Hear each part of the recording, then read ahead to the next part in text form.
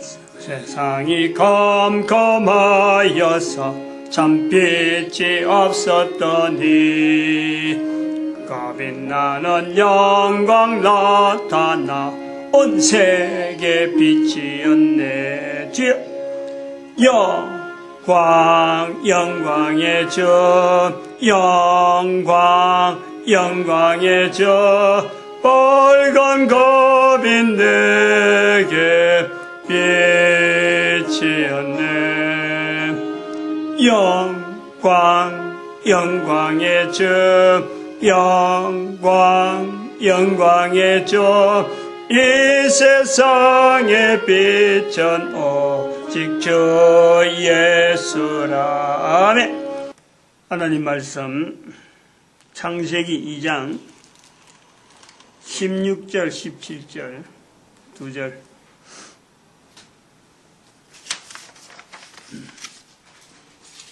합독합니다. 시작. 여호와 하나님이 그 사람에게 명하여 가라사대 동산 각종 나무의 실과는 내가 임의로 먹되 선악을 알게 한 나무의 실과는 먹지 말라. 내가 먹는 날에는 정령 죽으리라 하시니라. 아멘. 기도드립니다. 할렐루야. 복된 시간 되도록 성령님 함께하여 주시옵시고 온 인류들이 예수님 오실 때에 참으로 다 무릎 꿇고 주라 고백할 수 있는 거룩한 시간 허락되어지도록 쓰임받도록 복내려 주시옵소서. 감사하고 예수님의 이름으로 기도드립니다. 아멘. 2015년 들어와서 2014년에 한 해는 성령님 진리지혜 교회 제목으로 가지고 동일한 제목으로 지금 52주를 하고 넘어왔습니다. 2015년 들어와서 인류 역사도 지금 요 뒤에 칠판에 항상 요 따라오는 요걸 중심해 가지고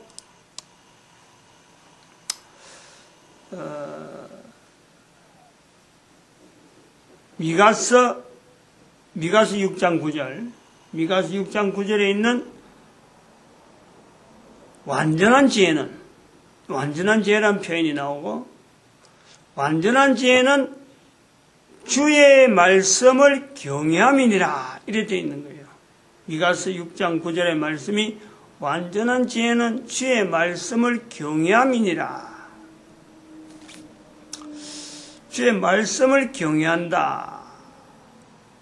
완전한 지혜로 나아가기를 모든 사람들이 소망하고 있는데 완전한 지혜를 참 어떻게 이루었다. 어떻게 하면 이것을 가질 수 있다 라고 나타내는 것은 아무데도 없는 거예요. 아무데도 없는 건 아닌데 있는데 이걸 아무도 활용을 하지 않는 거죠. 없으면은 전혀 없다 그러면은 성경에 기록된 미가서 6장 9절이 기록될 이유가 없는 거예요. 기록이 있다는 것은 가능하다는 거예요. 가능하면은 모든 사람들에게 보편적이 돼버리면은 사실은 그거는 뭐 이 시간에 할 필요가 없는데 가능하다고 되어 있는데도 불구하고 완전한 지혜 쪽으로 지향한다고 하면서도 가능성이 있는 완전한 지혜 쪽으로 나아가지 아니하고 반대로 가네요. 반대로. 그래서 그 반대로 가는 표현이 뭐냐. 예수님께서 요한복음 15장 5절에 말씀한 예수님의 말씀에 나는 포도나무 위에 너희는 가지라. 예수님께서 그랬어요. 나를 떠나서는 너희가 아무것도 할 수 없다. 저가 내 안에 내가 저 안에 무슨 일인지 가능한데 나를 떠나서는 아무것도 할 수 없다라고 하는 그 말씀이 지금 적용이 되어지고 있다는 거예요. 예수님 오시고 2000년이 지났는데 세월이 지나면 지날수록 사람들은 자기 힘으로 살아가는 듯이 하고 있는 거예요. 기독교 교회라고 하는 이런 명칭으로 호칭은 돼서 분류는 종교상으로 뭐 전 세계 인류 가운데 20%니 15%니 점점 증가하느니 이런 통계는 나오지만은 그 통계가 다 헛방이야. 다 그 의미 없는, 실질적으로 완전한 지혜에 비춰보면은, 완전한 지혜를 가지고 25%, 20% 한다 그러면은요, 인류가 이렇지가 않아요. 우리의 삶이 이렇게 되어지지 않아요. 적어도 10%만 완전한 지혜, 우리 인류 가운데 70억이라 그러면 7억이라도, 완전한 지혜에 분명한 행동을 하는 자들이 있다 그러면요, 인류 사회가 이렇게 안 된다니까. 마찬가지, 대한민국 마찬가지예요. 10%, 5천만 중에서 500만만 완전한 지혜를 지향하는 그런 삶을 보인다면 우리 국가가 이런 모양이 아니에요. 분명히 정말 살기 좋은 국가라고 모든 나라, 모든 국민들이 다 외칠 수 있죠. 바로 이것에서 교회는 많고 교회 다니는 사람은 많다 하더라도 우리가 지금 2015년을 맞이했지만 앞으로 10년을 살 건지 100년을 이대로 갈 건지 국가 장래가 어떻게 될 건지를 어느 누가 말이요 장담할 수 있나요? 아무도 장담을 못해. 우리 국가가 앞으로 100년 되게 어떻고 10년 되게 어떻고 앞으로 1년 후는 우리나라는 분명히 이렇게 달라질 거고 이렇게 할 것이라, 이런 예측이 안 되는 앞걸음 자체가 한 걸음 한 걸음이 어떻게 어떤 사건이 나타나면요, 어떻게 이 사건을 처리하는지 온 국민들이 집중을 하는데 그 집중되어져서 예측되어지는 사건이 아니고 엉뚱한 대로 작년 2014년 4월 달에 4월 16일 발생한 세월호 참사, 이제 1년 지나서 1주년이 다가오는데 세월호 참사 벌어지니까 우리가 얼마나 위태한 국가에 살고 있는지를, 일사불란한 어떤 처리 방법이 없고 국회는 국회대로, 국민들은 국민대로, 사고 난 사람 사고 난 사람대로, 도망다니는 사람 도망다니는 대로, 일 벌린 사람 일 벌린 사람 도망다니고, 쫓는 사람 쫓는 사람도 뻘뻘대고 쩔쩔매고, 그러면서 국가 경비는 엉뚱한데 막 그냥 허비해버리고 말이에요. 구조하는 사람도 봐봐요. 구조장비도 아닌 걸 갖고 그걸 큰 소리 치면서 이게 구조장비다. 그러고 쩔쩔매고 써보니까 또 엉터리, 써본 적 엉터리라는 것이 드러나야 되는, 국가 재난을 당했을 때 우리가 얼마나 비상체제에 허술한지를 보여주는 거예요. 이것이 비단 선박에 거쳤으니까 그나마 다행이지. 또 뭐 참 금년인가 언젠가 또 비행기 사고, 뭐 비행기 해양안 사고, 대한항공의 그 조 회장 창업주 손영관 자기 말 한마디로 갖고 비행기 잘 가는 비행기를 돌리는 거 아니에요. 이런 그 국제적인 망신 같은 사건을 이렇게 빈번히 일으키면서 가진 돈 가지고 내가 어떤 사람인데 하고 막 허세 뿌리는, 그걸 처리하는 과정을 봐봐요. 얼마나 우리가 허술한지. 그렇게 해도 이렇게 가는 것이 국가에 가는 걸음에서 기본적으로 어떻게 되기 때문에 그 기본에 맞춰서, 이거는 우리가 국가면 국가, 행정은 행정, 개인은 개인, 기본적으로 가는 걸음에 맞춰서 이게 우리가 잘못됐다, 잘 되는 거다, 이렇게 하는 방침이 없다, 이렇게 하는 표준이 없다, 어떤 지침이 없다. 그러면서 5천년 역사는 우리의 무관 역사, 유관 역사, 5천년의 역사 자랑할 내용이 뭐가 있어요? 그 5천년 역사를 짊어지고 가슴에 품고 나갈 만한 어떤 분명한 근거를 두고 있는 사람, 그게 어디 있어요? 그거라도 있으면은 우리 국가, 우리 국민들은 요걸 붙잡아야 된다 라고 했는데 그것 자체를 내놓지를 못하고 있죠. 그 속에 있는 교회는 도대체 어떻게 해야 되나? 오늘날 교회는 그러면 이런 상황 속에서 이런 사회 풍랑에 그냥 휩쓸려서 사회가 그래 가니까 우리도 그냥 가야 된다, 이런 조직이냐 이거야. 종교 집단으로서 하나의 조직되어지는, 하나의 구분되어지는 무리가 사회라고 하는 이 사회 속에서 사회가 이렇게 어렵게 지나가고 있는 걸 보면서도 그냥 편성되어 가는 게 종교냐. 그냥 휘울려 가다가 어느 날 되면 또 시대가 바뀌면 또 달라지면 그때 맞춰서 또 행동하지 하는 것이 교회냐. 다른 거는 다른 데는 그렇게 할 수 있어요. 다른 데 그렇게 하는 것을 보고도 우리가 묵과할 수 있어요. 근데 교회는 그럴 수 없다는 거예요. 교회는.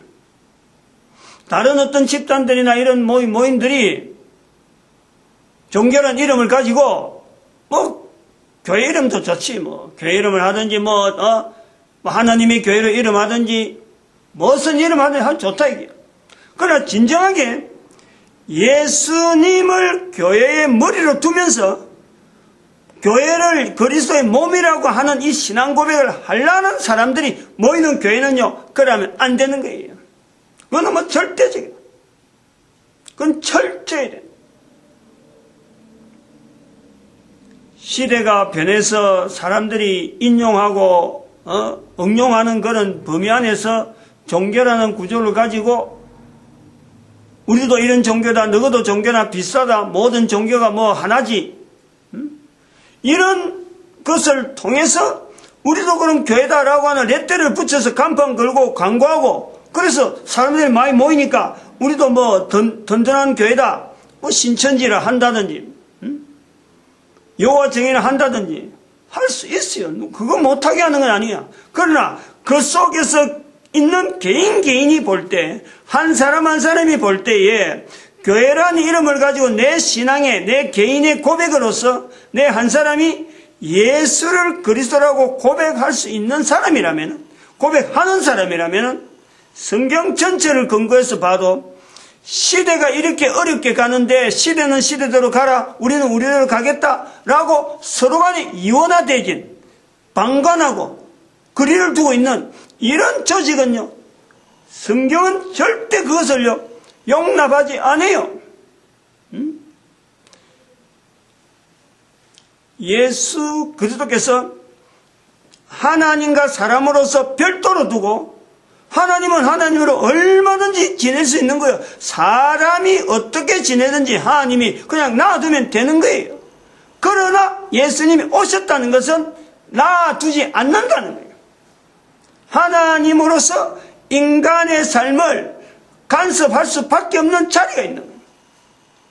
그런 하나님을 그리스도로 두고 그런 하나님을 교회의 몸이라고 두고 있는 그 모임 속에 있는 개교회, 한 사람 한 사람이 예수님을 그리스도라고 고백할 때에 시대가 이렇고 사회가 이러니까 내가 할 일이 없고 내가 뭘 어떻게 해, 내가 할 수 있는 일이 없어 라고 하는 자세로 그냥 보고만 있으면 안 되는 거예요. 뭔가 있을 것이다. 하나님께서 나를 이 시대에 이런 환경 속에 하나님이 나를 보내셨다면, 내가 지금 이 땅에서 코로 숨을 쉬고 있다면 분명히 소속해 있는 국가와 소속해 있는 민족과 지금 현재 내가 주변에 모여 있는 가족과 사회 속에서 하나님이 나에게 원하시는 삶이 분명히 있다. 이 고백을요, 뱃속에 있을 때부터 하게 되고 말을 배울 때부터 하게 되고 하나님께서 보낸 한 개인의 가치를 인식하게 하는 거예요.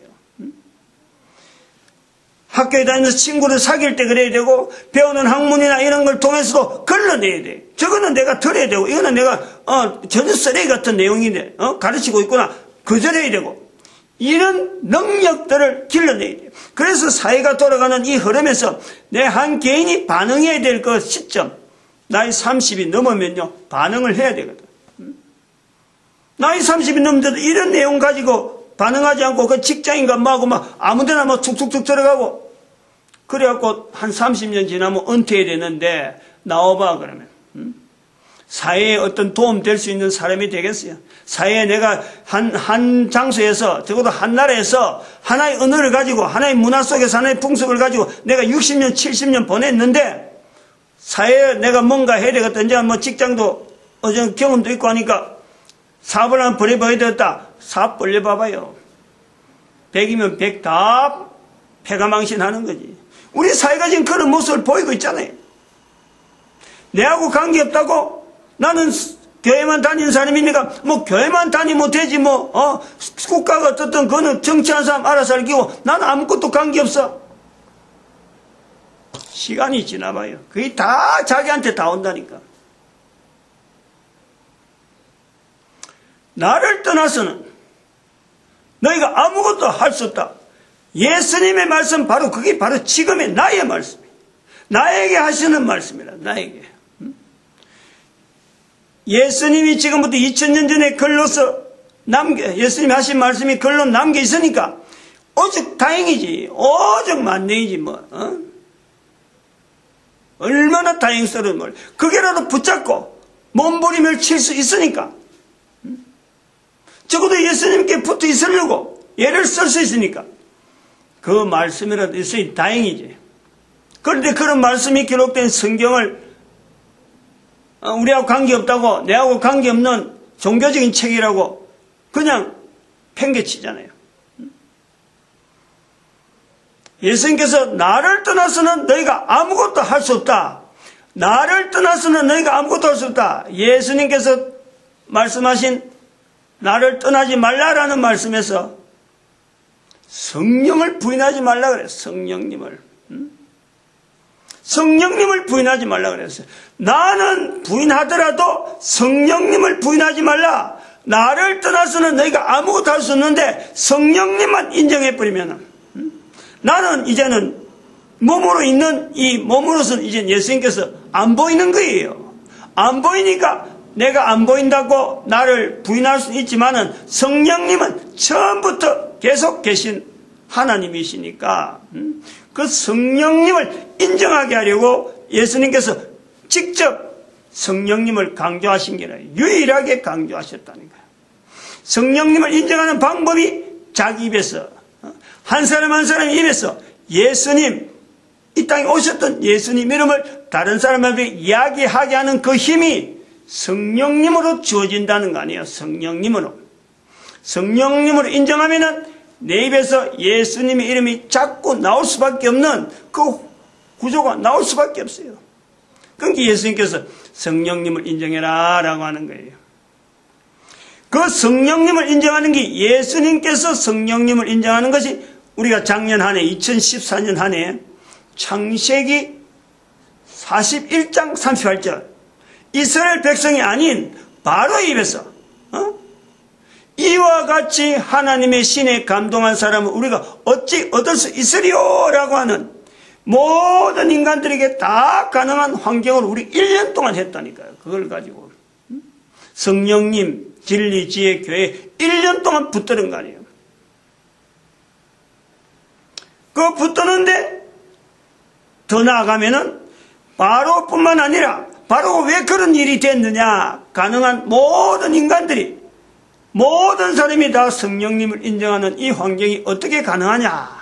바로 창세기 2장 16절, 19절, 17절 이 두 절에서 하나님께서 에덴 동산에 있는 인간에게 성령님에 대한 표현으로 하나님이 표현했으니까 하나님께서 아담에게 야 이게 성령님이라 앞으로 수천 년 지나면 일반 사람들이 이거 성령님이라고 부를 거다.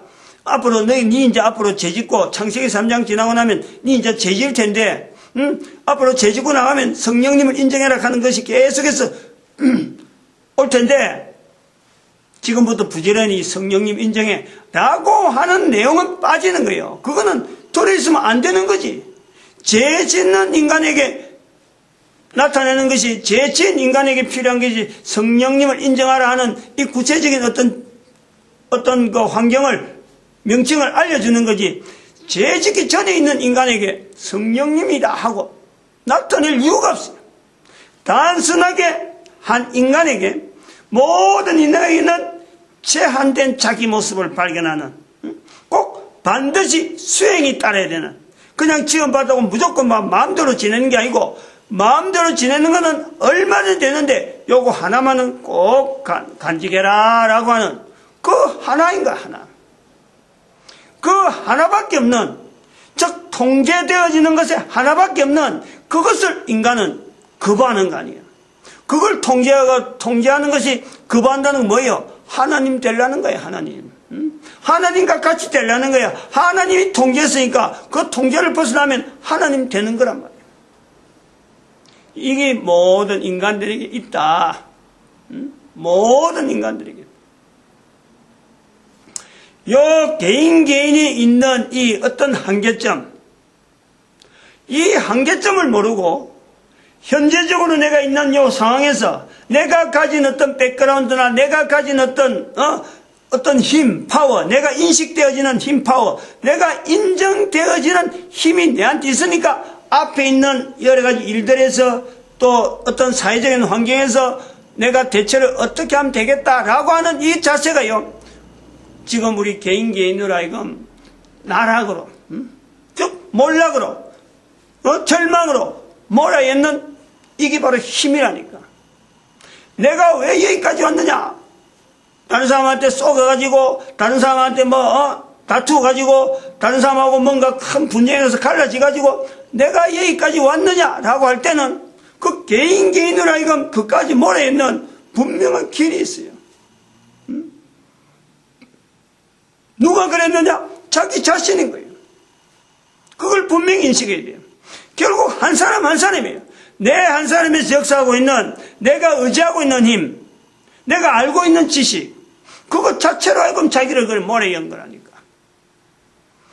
거기에서 우리가 내 개인이 있는 어떤 하나님 앞에서 주어지는 절대적인 환경, 절대적인 한계, 하나님만이 나를 통제할 수 있는 그 분명한 한계, 그것 자체를 내가 인식하지 않은 거예요. 왜 하나님께서 나를 이 땅에 보내시고 나를 모습을 이런 모습으로 보였지?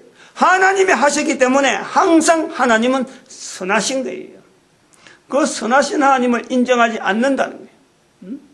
그 선하신 하나님께서 내게 주어지는 한계, 그를 통해서 하나님을 더 바라보도록, 더 향하도록 하나님은 섭리하고 계신데, 그걸 우리가 개인이 다 놓쳐버리고, 다 묻어버리고, 다 떨어뜨려버리고, 스펙 쌓는 거라든지, 학력 쌓는 거라든지, 연고지 만드는 거라든지, 서로 연결해서 사람의 관계성만 돈독하게 만드는 이런 쪽만 가졌던 거예요.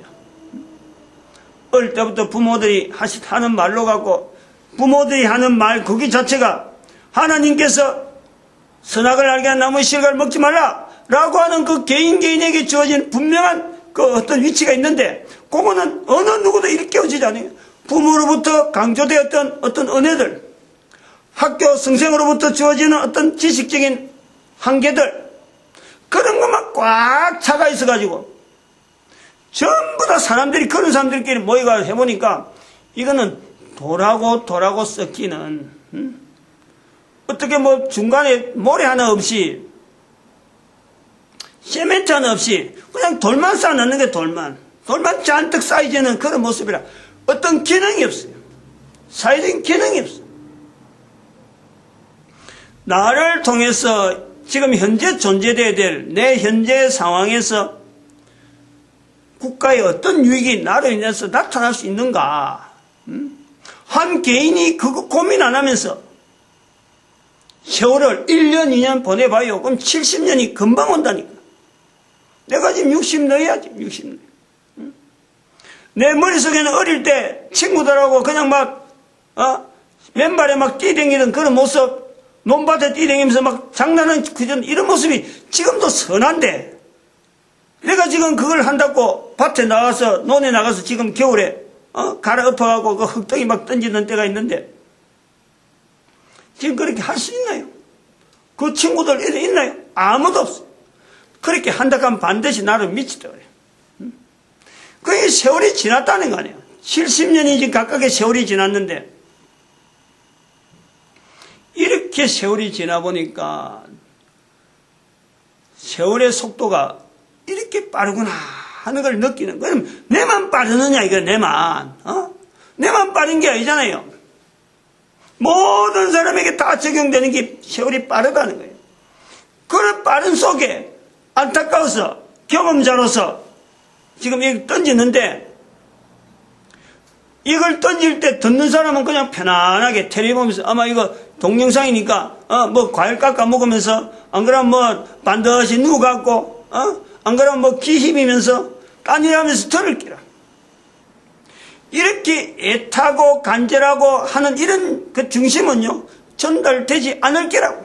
전달되면 얼마나 좋겠어. 하던 일 멈추고 말이에요.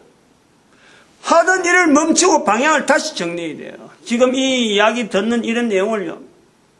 앞으로요, 뭐 계속 어떻게 되어질 시간마다 어떻게 되어질지 모르지만은 작년 한 해부터 2014년 설교는 대단히 중요해요, 어쨌든. 2014년 설교를 통해서 지금 다니엘 아침 기도를 하고 2014년 기도 설교 그걸 갖고 계속 훈련해라 하고는 뭐 일단 그 자료를 준비해놨는데 그거 하게 되면 이거는 2015년 설교는 또 자연히 받게 되니까 2014년 하면서도 자세를 갖추라 하고 내가 몇 번 이야기를 했는데 나를 떠나서는 아무것도 할 수 없다. 이건요 예수님의 말씀이니까 어떤 뭐 간절하다 이런 걸 내가 이런 표현을 못하겠어. 왜냐하면 하나님이시니까. 이건 단호한 거예요. 단호하게 포도나무 가지에서 잘리는 건데 포도나무에서 가지 잘려버리면 포도나무 가지는 아무짝에도 쓸모없어. 땔감조차 않는다 그래요. 땔감조차. 포도나무 가지 갖고 땔감 하겠다고 모으는 사람 아무도 없어요. 풀도 아니고 이거는 나무도 아니고 포도 그 가지가 좀 애매하더라고. 그게. 나무라고 부르긴 부르지만 나무 같지가 않고 땔감으로서 뭐 어디 힘이 있느냐면 힘도 없어요. 뭐 하려봐야 어떤 가지랑이 모을 수도 없고 이거. 포도나무 가지는 그래 굵지도 않고 이거는 뭐 저 조그만한 가지인데 그냥 손으로 하면 툭툭 끊기는데 이걸 땔감을 하려고 하면 모으려고 하면 양이 많아야 되는데 언제 그 양 그거 다 모아서 땔감 하겠어. 그냥 버린다니까. 아무 쓸모 없어요. 아무것도 할 수 없다는 거예요. 세월 지내봐요 지금. 우리 주변에 지금 뭐 70, 60, 70대 가지고 뭐 회사 다니고 직장 다닐 때는 무슨 뭐 감투에다가 뭐 쩡쩡 울리던 그 감투가 나와봐 아무도 그걸 인정을 안 해요. 아무도 뭐 그 사람에 대해서 나이 들은 사람에 대해서 우리는 인정을 안 해요. 또 한 사람의 보험료 축내는 한 사람의 노인들 있다 그러면요 앞으로 젊은 사람들이 보는 눈은 그래 될 거라고. 또 한 사람이 부담해야 될 보험료예요. 국가 복지 개나니까 그런 쪽밖에 생각이 안 들어가는 거예요. 이제 2014년 15년 넘어가면서 옛날에 우리나라에 있었던 고려장이 또 새로 나온 신고려장이 또 나올지 몰라요. 지금. 사회가 뻔연히 본데도 노인들이 죽어간데도 이제는 뭐 사회가 어쩔 수 없이 방치해야 될 수 있는 방치할 수밖에 없는 그런 사회가 예측이 된다니까. 지금대로 가면 그래 돼요. 가면 돼요. 이런 때에 교회가 오늘 하나님을 예수님을 그리스도라고 우리가 고백하는 사람이라면 이런 문제 앞에서 내 문제로 내가 책임져야 될 문제로 이런 자세가 필요하다는 거예요. 필요하다는 거예요. 그런 자세로 이 내용을 들어야 돼요. 개인이 사회 소속인 국가에 한 사람으로서 내가 책임질 분량이 뭐냐, 내가 책임질 일이 뭐냐, 그런 자세로 들어야 돼요. 그냥 설교라니까 한번 들어보자. 이런 식으로 들었다가요. 바로 여기서 말하는 여러 가지 내용들이 그에게는 전부 다 짐이 되는 거예요. 뭐 어떤 내용이 나갈지 뭐냐 그냥 쉬운 내용은 아닐 거라고. 나도 지금 준비 안 되고 어떤 내용이 나갈지 나도 모르는 거고.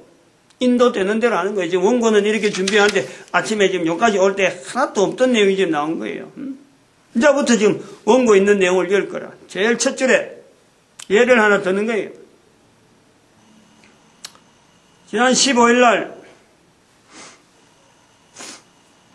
15일이 금요일인데 벌써 44분이 지났네. 11시 44분이네. 별로 뭐 이야기 안 한 것 같은데 벌써, 여기는 30분 지났네. 지난 15일이 금요일이잖아요.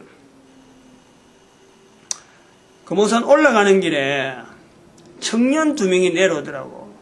이 복장을 보면 좀 어설픈 복장이라. 근데 어디서 봤다 싶어가지고, 지난번에도 봤나 싶어서 내가 먼저 말을 걸었죠. 올라가다가 멈췄어서. 처음은 아니죠. 이래 말을 거는 게. 자기 이야기가 월요일 날인가 봤다는 거지. 그날 금요일 아닌가.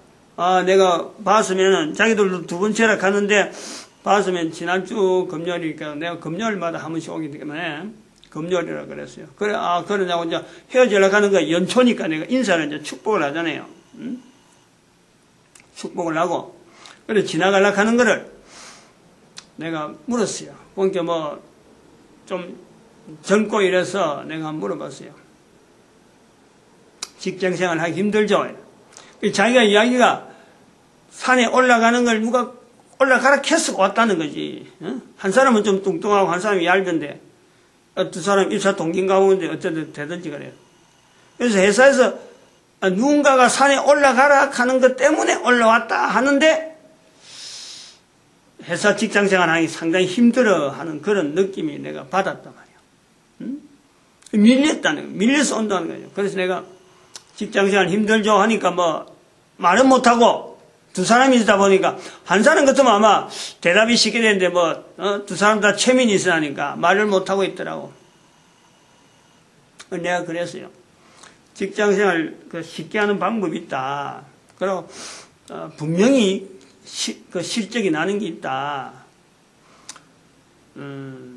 내가 현대그룹에 내가 좀 근무했으니까, 더구나 현대그룹에 민주노총 생기기 바로 직전, 그때 내가 근무한 사람이라 뭐 직책이나 이런 긴 이야기는 할 필요 없고, 그래서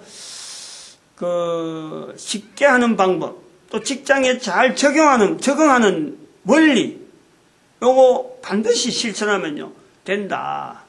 근데 이야기를 해주세요. 2년 내지 3년을 직장에 있으면서 내가 학교에서 배운 그것 전체를 잊어버리라. 학교에서 배운 그것 전부 다 걸레처럼 취급해라. 그리고 있는 회사에서 맡기는 일이 무엇이든 간에 그것을 이름 내려고 하지 말고, 그것을 내가 실적, 그때 2년 내년 3년에서 내가 실적 내려고 하지 말고, 내한테서 통해서 지나가는 업무를 통해서 이 회사가 원하는 일이 뭘까? 내가 이 자리에서 회사가 필요한 일을 무엇을 어떻게 하는 것이 최상이냐? 그 내용을 고민하면서 처음부터 잘하려고 하지 말고, 일단은 일이 원하는 일이 뭔데? 그래서 그 일에 내가 최선을 다해서 대응하면은 2년 내지 3년만 지나면은 당신은 그 분야에서 그 회사에서는 절대 놓칠 수 없는, 절대 놓을 수 없는 분명한 위치에 있게 된다라고 이야기했어요. 지금 이 말 앞으로 동영상 듣는 사람은요, 이 말 아주 천천히 새겨야 돼요. 그리고 직장이라고 하는 이 내용을요, 앞으로 입사를 하겠다는 사람도 이 자세를 갖고 준비해야 돼요. 학교에 공부 가지고 학교에서 어느 대학 나왔다, 엘리트다 뭐 해갖고 회사 들어가면요, 내가 그 분위기를 너무 잘 알거든. 회사에서는 그 사람에 대한 이 선입견이 뭐가 있냐니까, 어느 대학에, 어느 지방의 어느 대학에 어떤 현재 있는 회사에 누구 백으로 들어왔느냐, 이것이 제일 먼저 그 사람을 따라다녀요. 그러면은 사람들이 관심을 많이 가지는 그 사람은 그 사람일수록 회사에서 필요한 사람이 아니고 회사에서 전혀 필요한 일 사람으로 몇 년 있으면 퇴출당하게 되어 있어요.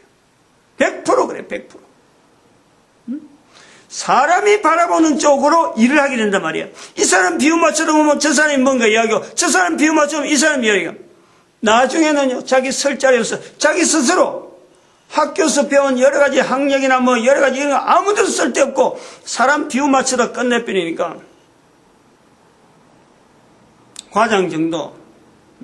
대리 한 2, 3년 지나서 뭐 촉망받느라고 과장까지 됐다 하자. 라인이 바뀌어버리면은 줄줄이 나가버려, 줄줄이. 완전 이거는 그 눈치꾼으로 밖에 안 돼요.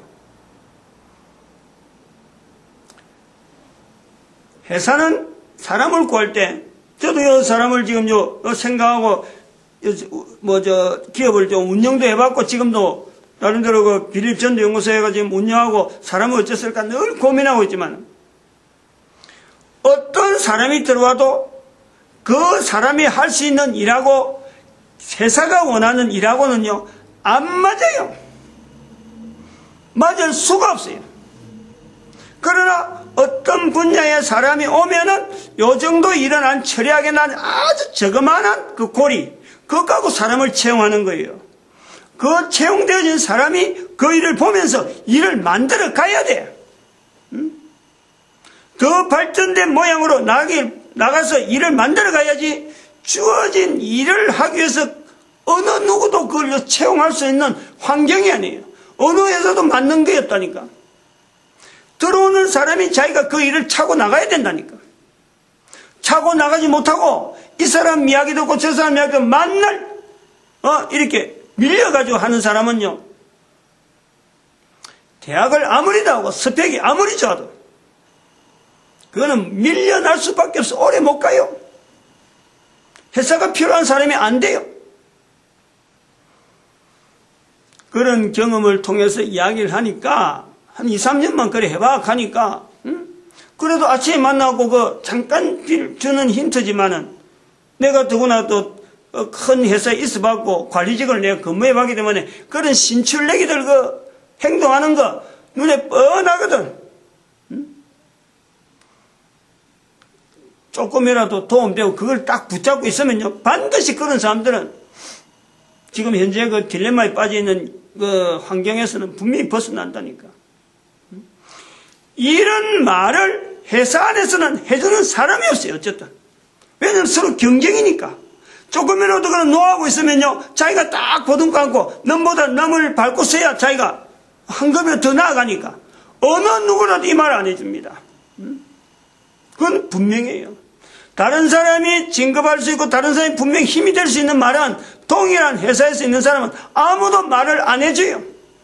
가장 친한 것 같으나 가장 적이 되어지는 것이 회사 안이라는 거야.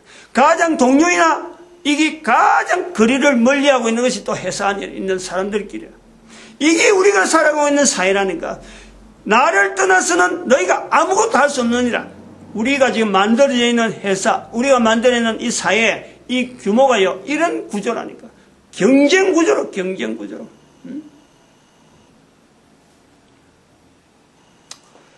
지난 시간에 잠깐 창의에 대한 이야기를 했는데, 창의. 어떻게 하면 창의를 할 수 있느냐, 오늘은 요 내용을 좀 이야기할 거예요. 회사 안에서도 창의하고, 참 학교 다니면서 창의력 공부를 한다, 창의력 훈련한다, 해가지고, 책을 많이 이렇게 해가지고, 그래서 사람들의 사고의 능력을 좀 길러야지, 이렇게 하지만은, 책 많이 읽는다고 해서 창의력 는다는 거하고, 책 많이 읽는 숫자하고 창의력 는다는 거, 이건 전혀 달라요. 어떤 책을 읽느냐도 중요하고, 어떤 자세로 책을 읽느냐 중요한 거예요. 제일 중요한 거는 책을 읽는 그 위치에서는 그래요. 창의를 나타내기 위해서 책을 읽는다 할 때는 다른 목적으로 책을 읽는 수가 많이기 때문에 일단 창의를 가지고 책을 읽는다 그럴 때는요, 그 책 자체가, 읽는 책 자체가 얼마나 이게 자체가 기준, 어떤 분명한 어떤 레벨, 책이 인정받는 책이냐, 여기에 대해서 분명해야 돼요. 사회적으로 인정받느냐, 인류 전체에서 인정받느냐, 요 책이 되느냐 안 되느냐, 이게 분명히 근거가 되는 거예요. 아무 책이나 읽어갖고 창의력이 는다, 어림도 없어요. 창의력, 책 많이 읽어갖고 창의력 느는 거는 결국은 어떻게 나타나냐, 스토리텔링이나 이야기, 만담꾼으로 되어지는 이야기를 만들어내는 것에서 어떤 창의력이 나올 수가 있지, 그런 거는. 아무 책이나 읽으면 그렇다니까. 워낙에 다양한 책을 읽으니까 이야기를 아무나 술술 할 수도 있어요. 그러나 근거 있는 책을 내서 정말 내가 지나가는 길에 내가 살아가고 있는 삶에 인류가 걸어가고 우리 국가 사회가 가는데 내가 과연 필요한 사람이 되느냐, 이런 부분의 창의는요, 그런 건 어림도 없어요. 책을 읽는 또 창의의 또 중요한 하나의 요소로서는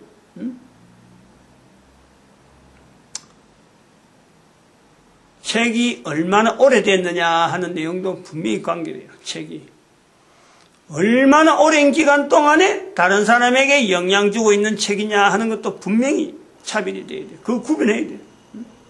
현재 베스트셀러가 내 창의력을 기르는데 도움될 거다, 요거 기대해버리면요, 그거 실수하는 거예요.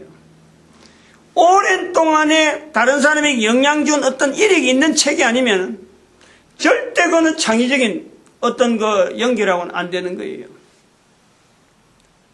이제 그걸 책 읽는 거로 달아서 보편적인 이야기 하는 거예요. 지금부터 이제 하는 거는 창의에 대한 보편적인 내용을 이야기할게요.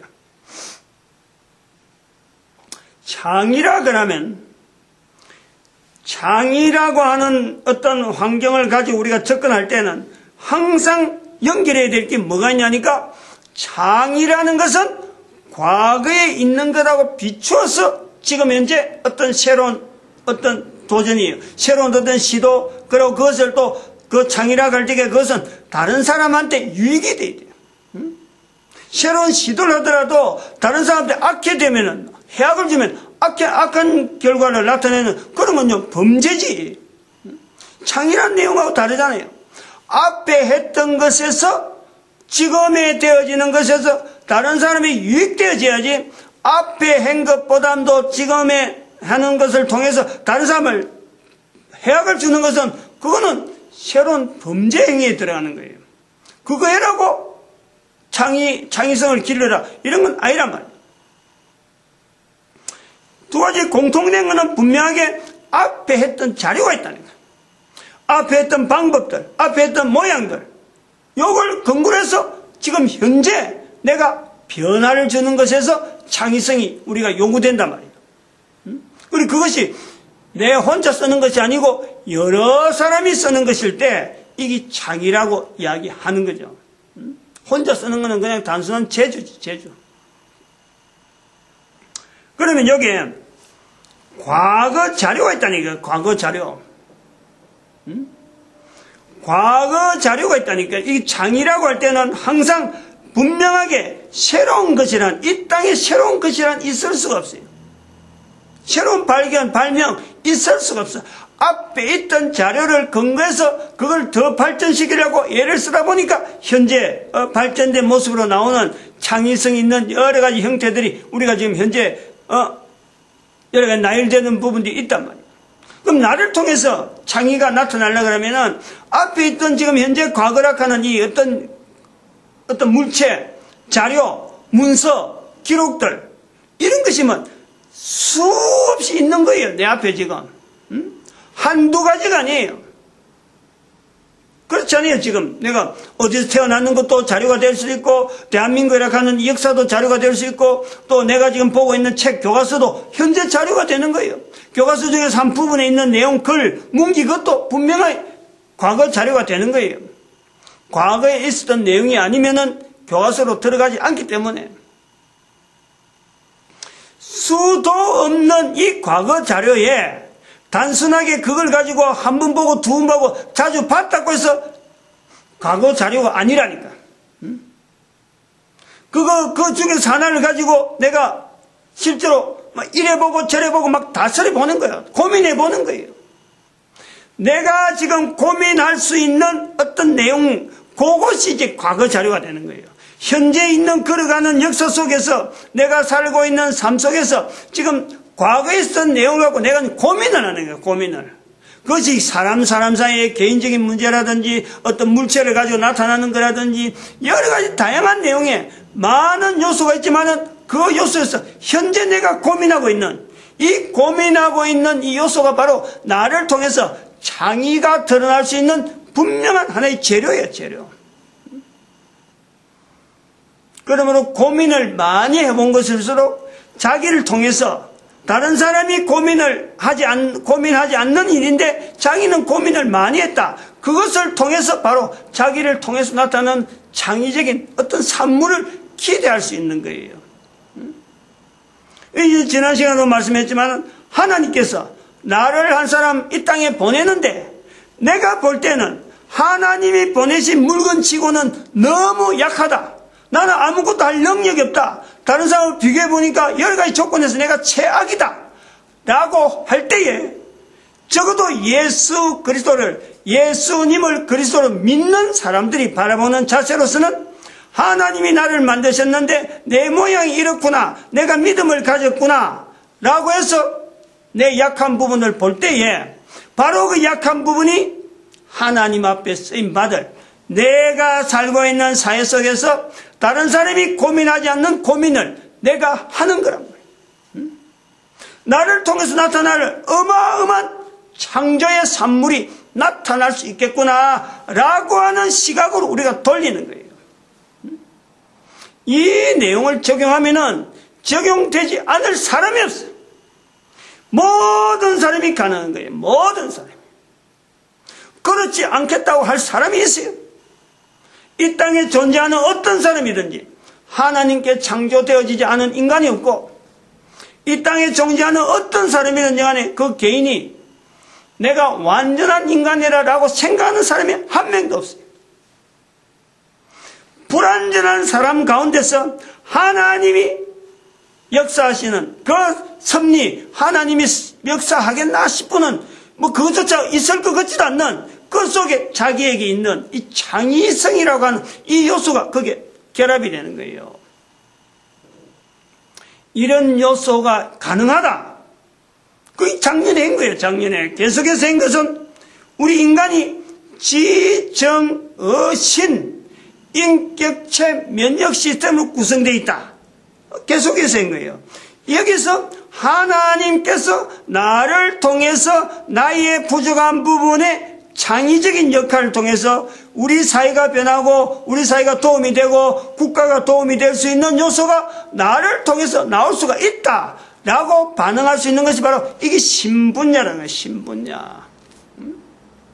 대부분의 사람들이 반응이 지금 나오는 것은 지분야, 정분야, 어분야에 대한 건요 서로 간에 통용이 되고 반응이 돼요. 신분야가 반응한 이 요소가 있다니까. 신분야가 반응되어지는 이 환경이 있어요. 이걸 우리 민족이 거의 대부분이 놓치고 있다는 거예요. 여기에 대한 구체성을 가지고 훈련을 안 하고 있다는 거예요. 그런데 지금 일거리는 열방의 선지자라 하는 일거리가 딱 주어지는 이제는 안 쓰면 안 된다는 거예요. 그러니까 이게 얼마나 절박하겠어요. 얼마나 지금 시간이 없겠어요.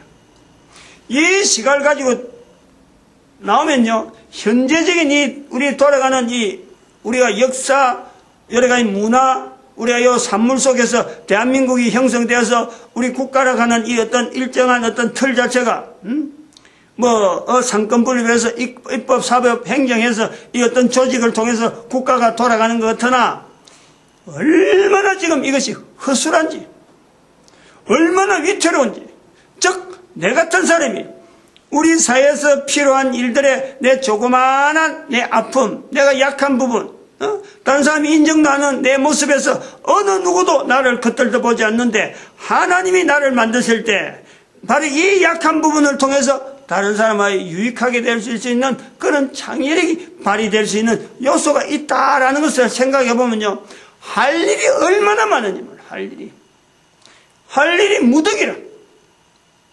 국가를 향해서 괜히 정부 잘한다 못한다 비판하고 이럴 시간이 없어요. 그런 시간 가지니 자기가 가지고 있는 요소, 창의적인 요소, 하나님께서 나를 통해서 이 민족을 통해서, 이 민족을 위해서, 내 사회를 위해서, 내가 속해 있는 국가를 위해서 할 수 있는 일이 뭘까? 준비하는 그 시간만 하더라도요, 시간이 부족하다. 시간이 살아있는 동안 그거 발견해버리면요, 직장 다니는 재미를 알게 되고, 자기가 왜 그 직장에서 그런 일을 하게 되는지, 그러고 직장 나와도 걱정이 없어. 은퇴가 되고 퇴사가 돼도 할 일거리가 많으니까. 남들 뭐 부르고 안 부르고 그 관계없어요.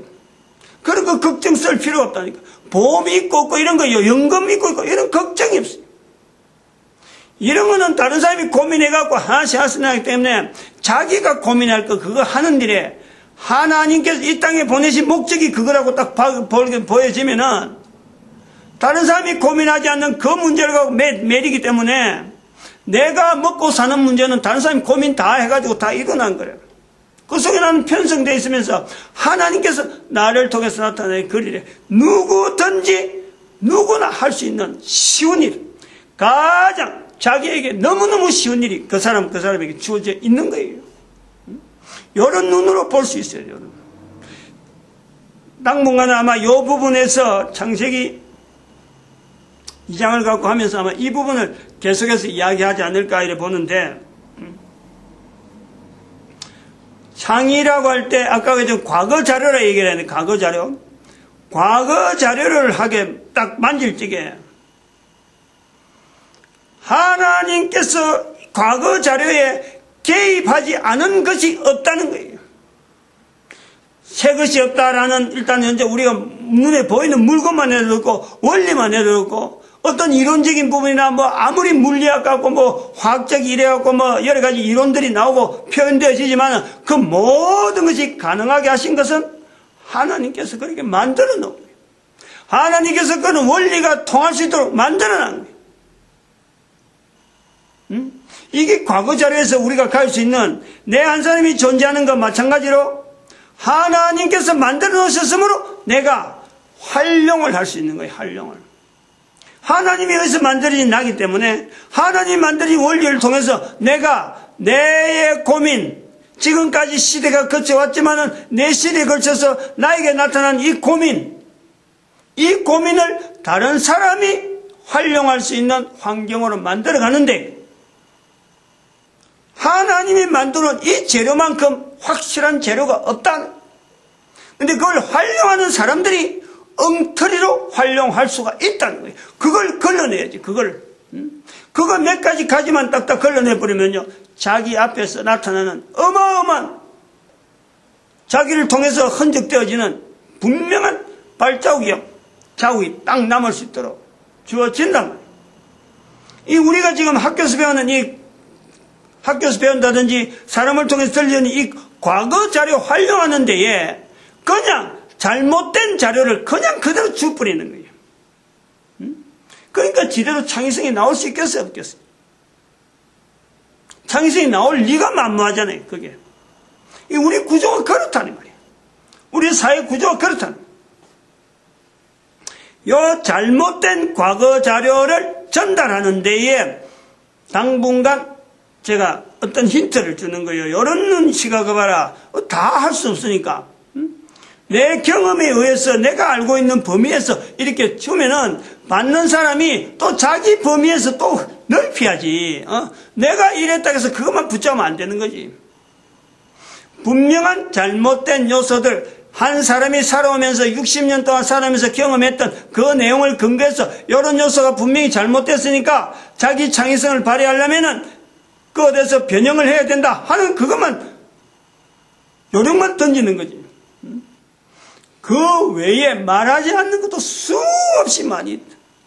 그것이 모여서 오늘 우리 사회가 이렇게 위태로운 사회가 되어졌다라는 거예요. 한 해 보내면서 대통령만 고민해야 되겠어요? 국가 여러 가지 관료들만 고민해야 되겠어요? 이런 부족한 나라에서 자기 이름 드러내고 자기 먼저 먹고 살려고 국회의원 되고 정치하고 어디 그 직장에 나가지고 공무원 돼가지고 자기 앞가름을 내고 직장생활 하려는 사람 더 많아요. 고민해가지고 사회를 어렵게 하는 사람들은요, 사실은 그런 자리 못 가는 거예요. 그래서 그런 자리 못 가는 사람이 오히려 더 국가에 충성된 사람이 될 수 있다. 이런 내용들이 사회 전반에 깔려야 된다는 거예요. 이런 환경들이. 근데 이렇게 하는데 다양한 사람들이 영향을 주면서 이렇게 만들어져 가는 거예요. 이런 일에 교회가 어느 누구보다도 이런 부분에 앞장서야 되지 않느냐. 이런 부분에. 학교는 지금 현재 학문에 한다고 하는 학교는요, 어쩔 수 없어요. 학교라는 그 구조가 그런 거예요. 항상 신기술 지향입니다. 신기술. 새로운 기술을 어떻게 하면 소속에 있는 국민들에게 빨리 보급시킬까. 그리고 이것이 사회에, 이거 활용되어지는 장치를 어떻게 하면 이게 빨리 할까 하는 이 신기술의 지향이라니까. 새로운 지식, 새로운 기술에 항상 맞춰져 있어요. 학교에서 배우는 학생들이 따라오든지 따라오지 않든지 조건이 있어요. 따라오는 사람만 신기술에 대해서 방향 보던 그 지향을 누린다. 나머지는 어쩔 수 없다. 이렇게 돼 있어요. 이게 그 학교 교육의 단점이라. 맹점이야, 맹점. 해결할 수 없는 일이면서 또 그렇게 안 하면 안 되는 것은 공식적인 이런 신기술을 이렇게 분명히 받아들이는 것은 국가가 정보를 취합해서 이게 신기술이라고 하고 보는데 이것을 국민들에게 전체로 알리는 방법이 그럼 어디 강의를 하겠어요? 전 국민들 전체 모아놓고 강연을 하기도 힘드니까 이것이 국가 제도 속에 들어간다는 거예요. 근데 봐봐요. 신기술을 지향하는 데에 국가가 원하는 대로 안 나타나는 이유는 뭐냐? 사람은 과거 자료가 늘 있으면서 학교 교육을 통해서 신기술이 나오니까 신기술을 지향하는 데에 인간은 제한된다. 시간이 제한돼요. 국민학교 6년, 중학교 3년, 고등학교 3년, 대학 4년 하는 이런 10몇 년이라는 16년이라는 어떤 개념 자체가 제한되는 거예요. 요 기간 동안에 익혀야 되니까 과거의 자료를 가지고 가는 것만 해도 이게 쩔쩔매는데 새로운 기술을 가지고 하는데 새로운 기술이 16년 동안 또 바뀌는 거예요. 5년 단위로 바뀌던 것이 이제 3년 단위로 바뀌고 지금은 해마다 바뀌니까 이거를 따라오는 백성이 몇 명이 있겠어요. 내 한 개인이 주구장창 영원히 사는 것처럼 16년 아니라 20년 걸리도 얼마나 하죠. 신기술은 그런 거예요. 의과대학이나 법대나 또 우리가 일반 촉망 맞는 사람, 머리 좋은 사람 막 간다하는 그런 수많은 곳들에 그 사람들이 그 학문을 배우는데 늘 비교하는 것이 과거에는 어떻게 했는데 앞으로는 어떻게 한다. 이걸 항상 비교하는 거예요. 근데 그 비교가 지금은 신기술학하고 막 배우는데 조금 지나면은 또 과거 기술이 되는 거예요. 이 고민을 실제로 공부하는 사람이 당하는 이 고민을 누가 그걸 해소시키겠어요? 무엇이 해소시키겠어요? 개인이 할 수밖에 없는 거예요. 어떻게? 자기가 지금 현재 인간으로 존재진 자기 앞에 주어지는 신기술, 과거에 지나갔던 과거의 기술, 여기서 자기 분야를 자기가 만들어야지. 과거 기술을 다 포함해도 안 되는 거고 신기술을 다 알려고 해도 그건 불가능한 거예요. 자기 한계를 자기가 추려내는 것이 바로 창세기 2장 16절 17절. 선악을 알게 한 나무의 실과를 먹지 말라. 나를 떠나서 내가 아무것도 할 수 없다. 이 말씀을 계속해서 비춰봐야 돼요. 그래야 자기가 살아있는 삶 속에 과거의 자료와 지금 내가 가지고 있는 문제, 그것도 신기술에 들어가니까 이 문제 속에서 하나님이 나에게 원하시는 것, 내 삶을 통해서 하나님의 기쁨이 되는 것, 하나님이 나를 이 땅에 보낼 때 그 목적에 내가 부합하게 내 삶에 있는 시간들, 주어지는 시간들, 그게 내가 최선을 다하는 거예요.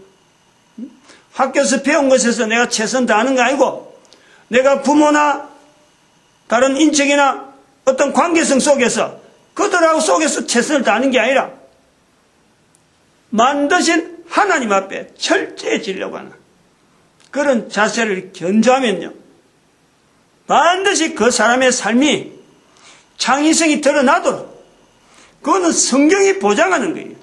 바로 그런 인물을 성경이 보장한다니까. 상 주시는 하나님이라 하는 그 표현을 하고 있는 거예요. 왜 상을 주겠어요? 다른 사람 다 하고 있는데 같이 한 그거 상 받겠어요? 남들 아는 거 하는 거 그거 상 받는 거예요. 남들에겐 주어지지 않는데 자기에게만 주어져 있는 거예요. 그래 상 받을 요소가 있는 거예요. 모든 사람이.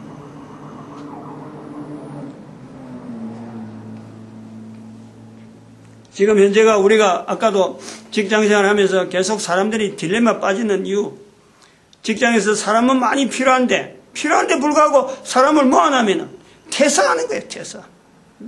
분명히 쓸만한 사람이다 싶어서 입사는 시켰는데 조금 있으면 퇴사해요. 2, 3년 견디가 얼마나 힘든지 몰라요. 내가 왜 2, 3년 이렇게 하는지. 잘한다고 해 충성한다고 했더만은 엉뚱하게 다른 회사 가려고 스펙 쌓으려고 그 직장에 들어온 사람도 있고. 직장생활 하면요 다양해요. 제일 그한 것은 직장이고 뭔가 우리 사회에서 제일 위험 요소가 뭐냐? 이 경쟁이잖아. 경쟁. 사람 비교시키고 사람 사이에 잣대를 해갖고 경쟁하는 거. 내 스스로가 벌써 사람을 이야기할 때 벌써 경쟁적으로 보는 거예요. 동료지만 저 언젠가는 내하고 겨룰 거다. 내가 지금 사원인데 좀 있으면 대리 될 거고, 좀 있으면 과장 되고 이러면요. 진급하면 할수록요. 새로운 그룹의 경쟁자들이에요. 사원들 간의 경쟁자, 대리됐다. 대리 간의 경쟁자, 과장되고, 과장 간의 경쟁, 차장되고. 그리고 중력돼 가는 거예요. 경쟁의 역사예요. 하나님은 그런 걸 원하지 않아요. 아니, 그 경쟁하라고 우리를 이 땅에 보냈나요? 절대 그렇지 않아요. 절대 그렇지 않아요. 한 사람이 이 땅에 있는 동안에 하나님 앞에 분명히 상 받을 일은 누구나에게 주어지기 때문에 하나님은 경쟁하는 자리에서는요, 특별히 성도들, 적어도 예수를 그리스도라고 받아들인 사람들은요, 경쟁하는 자리에 딱 들어가면, 아, 이거 하나님이 원하지 않는구나. 요걸 벌써 딱 찾아야 돼요. 내 자신이 어떤 경쟁 구도로 지금 일제 내 주변에 있는 환경 속에 있구나. 그러면 요거 하나님이 기뻐하는 게 아니에요. 철저하게 하나님은 하나님만 바라보도록 우리 인간에게 요구하고 있어요. 선악을 알게 한 나무의 실과라니까. 먹지 말라. 선악을 알게 한 나무의 실과를 본 적 하나님을 생각하는 거예요. 내 주변에서 경쟁이 나타나고 내가 아픔이 있고 뭐 하면 전체가 다 하나님을 바라보도록 되어 있어요. 그렇게 해야 되는 거예요. 우리 인간에게 그런 프로그램이 되어 있는데 그거를 하지 못하도록 원수 사탄이 있는 거예요. 원수 사탄. 원수 사탄은 우리로 하여금 경쟁을 자꾸 부추기는 거예요. 작년 8월 14일 날, 잊어버리면 안 돼요. 2014년 8월 14일 날, 교황이 사탄의 모습으로 해서 사탄이 교황의 모습을 하는 거나 교황이 사탄의 모습을 해나 똑같아요. 열방의 선지자 선포된 날, 교황이 한국 땅을 방문했어요. 사탄이 한국 땅을 농락하는 그 사인은 우리에게 보인 기란 말이에요. 교황을 통해서 온 인류가 얼마나 지금 혼란스러운데 장난칠 대로 장난치는 그 역사가 있음에도 불구하고 한 번도 교황은 우리가 잘못했다라는 말을 한마디도 안 해요. 그에 대한 구체적인 여러 가지 조치가 하나도 없어요. 그러면서 마치 평화의 사도인 양, 대한민국에 세월호 참사로 해서 그렇게 온 국민들이 만신창이 되어 있을 적에 혼자서 하얀 옷을 입고 유유자적 얼굴에 만면의 미소를 띠고 그게 우리나라를 위로했다고 사람들이 말이에요. 지금 칭송하고 있잖아요. 교황만 사건 했잖아요. 거기에 쏘으면 안 된단 말이에요. 분명히 열방의 선자는 열방의 선자 속하는 대한민국에 있는 천주교는 전 세계 어느 나라보다 빨리 교황과의 고리를 빨리 꺼내야 돼요. 민족에게 돌아야 돼요. 민족에게. 이 뭐 산업스파이도 아니고 무슨 북에서 보낸 간첩도 아니고 말이야. 완전히 교황이 끈앞풀이 되어갖고 한국의 천주교뿐만 아니라 전 세계 천주교가 다 그래요. 각 나라 민족의 그 민족의 아픔을 가지고 같이 고민하는 거기 일꾼이 돼야지. 돈 벌여 전부 다 교황청에 다 보내고 말이야.